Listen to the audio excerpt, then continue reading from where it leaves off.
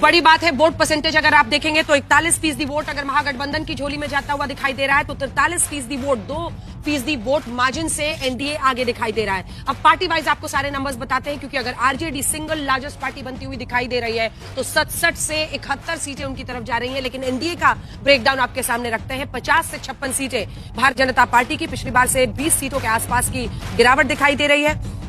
एक बार फिर से स्क्रीन दिखा दीजिए क्योंकि उससे आसान रहेगा।